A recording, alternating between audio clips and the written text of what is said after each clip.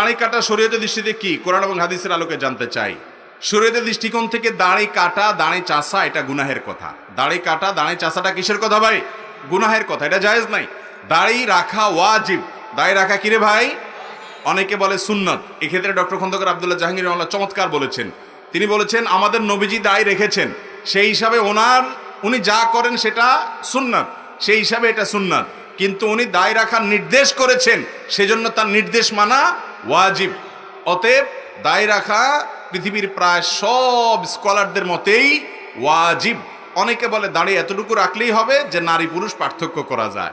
তো নারী পুরুষ পার্থক্যের জন্য দাড়ির দরকার হয় না, তো মোজ দেখলেই বোঝা যায়, ঠিক না? ঠিক। তাহলে তো আর দায় রাখারই দরকার নেই, মোজ থাকলেই চলে, নারী পুরুষ পার্থক্য করা যায়। এগুলো মন গড়া ফতোয়া। আপনি রাখতে পারেন না, শুরুটা করছেন ঘোষা ঘোষা দাড়ি দিয়া, ওয়েলকাম, আলহামদুলিল্লাহ, শুরু তো করছেন। তাকে আপনারা অভিবাদন জানান, তাকে আপনারা কটু কথা বলেন না, আস্তে আস্তে তিনি পুরাটা রাখবেন।